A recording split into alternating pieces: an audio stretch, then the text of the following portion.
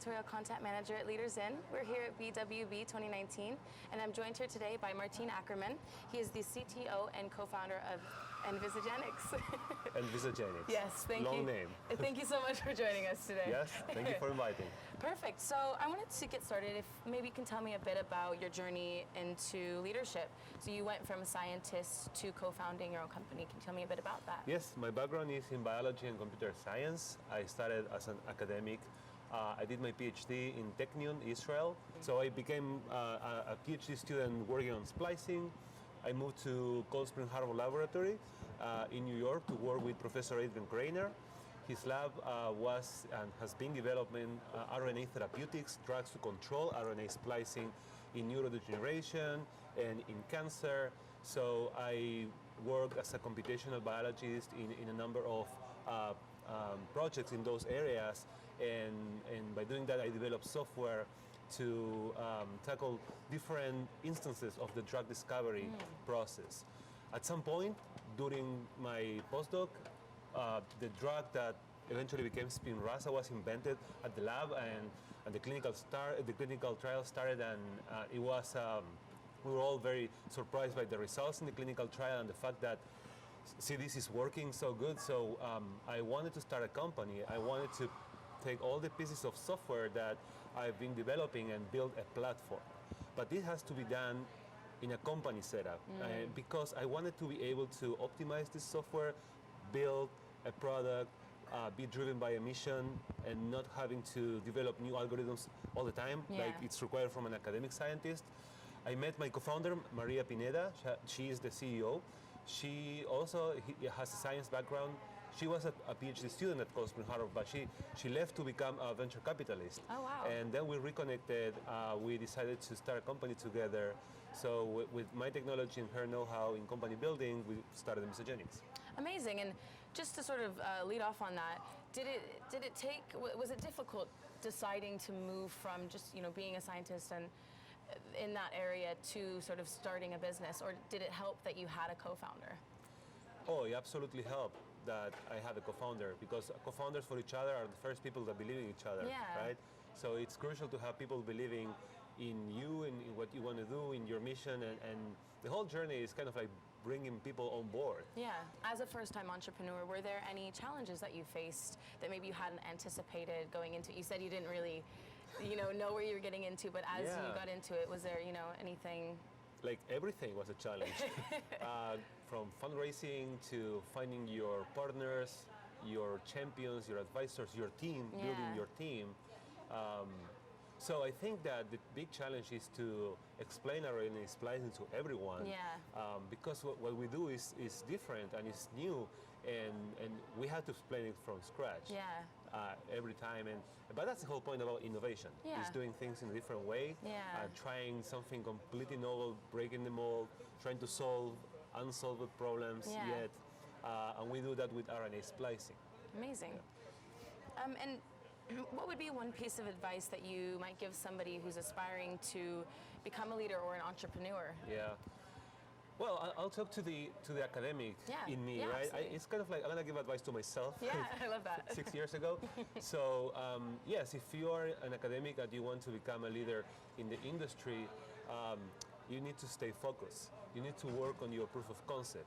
You need to understand that the problem that you're solving is more important than the solution that you're thinking about. So be driven by a mission, and don't marry to one idea. Just think about the big picture and also get there first, right?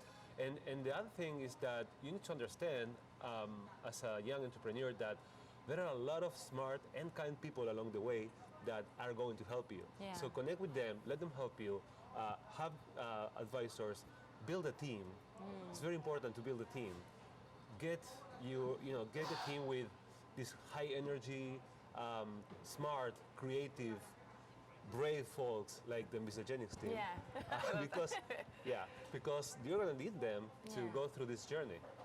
Amazing, that's some great advice. You talked about a team and finding a good team. So how do you foster creative and innovative thinking within your team and your organization? How do you sort of share and implement those ideas? Yes. So our company is very diverse. We have engineers, we have data scientists, biologists, we have business people, and I think it's the act of bringing people together that sparks innovation and creativity, because everyone is coming with their own points of view and their own experience, and it's always refreshing and exciting to learn about new things, and the company has this opportunity to meet each other coming from different angles. What's very important, I think, in a startup that is innovation driven is keeping this balance between staying creative and staying practical, right? Yeah. So it's a matter of time management, right? So there has to be time to brainstorm, create, come up with new ideas, and it has to be time to just put those ideas to practice in a timely manner. I think that's the creativity balancing act of being creative and practical. Yeah. How important do you feel that tackling diversity and gender issues are in business, and sort of how much should a leader's role be in making sure they change that? Yeah, it is important, and it is convenient to a company to have diversity, because as I was saying, our team is diverse, and that is part of the reason why I think we stay creative.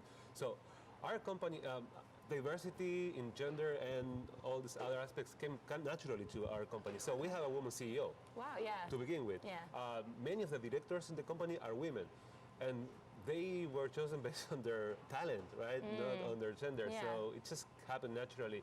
So you can hear, I have an accent, right? So I'm an international, I'm from Argentina. I lived in Israel for many years. So my co-founder has an international background as well.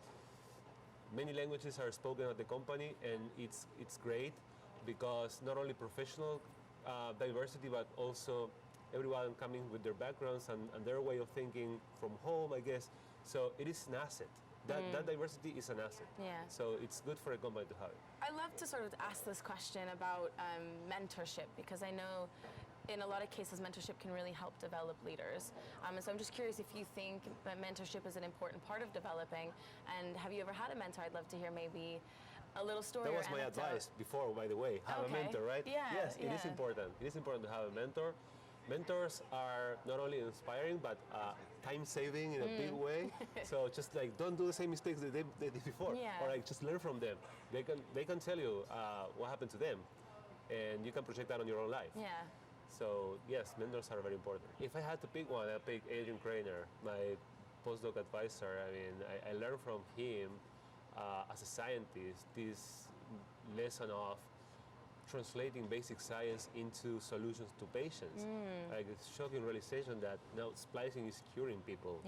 With Spinraza, that got approved by the FDA to treat spinal muscular atrophy. So, as I was saying, like when I first saw splicing, I was looking at it as a very philosophical concept about genome evolution, and then in my mind and in the world, splicing evolved into this thing that has a lot of practicity, this thing that you can apply to drug development. So I learned that from Adrian. Great. Do you think that being a leader in the biotech industry differs from other industries in the way that you have to lead to be successful?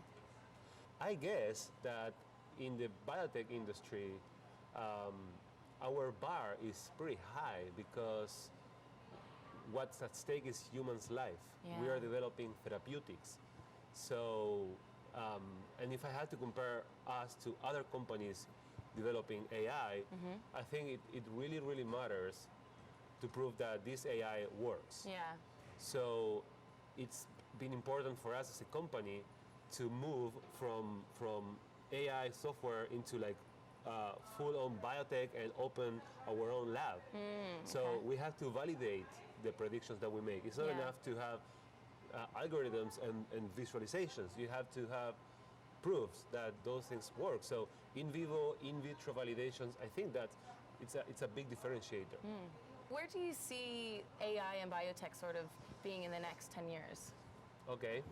So I think AI and machine learning in pharma, right? Yeah, and pharma. Okay. It's going to address some key inefficiencies in the drug discovery pipeline and fix them, make them faster, better, cheaper. I don't think AI will completely replace the way the drug discovery. I mean, every drug that was ever invented was done without AI, and we had to give them that, right?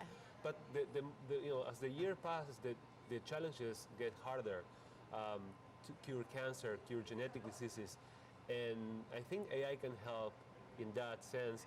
AI can help to identify new targets and just like move away from the set of targets that we've all been looking at for the last 3 decades. So new targets, AI can help to optimize better molecules, even small molecules or antisense RNA therapeutics like we do. Another point is AI can help optimize recruitment of patients to clinical trials. Sometimes drugs fail not because the drug is inefficient or toxic, it's because the clinical trial wasn't designed correctly. Okay. So by integrating into what's being built for, I guess, decades or over 100 years, that is the drug discovery pipeline, and bringing AI into that pipeline, I think that's how we will generate the motivation and the ability to crack some very tough diseases like, as I said, cancer, just to begin with. Yeah. Yeah. Amazing. Well, I really appreciate you speaking today. It's been a pleasure.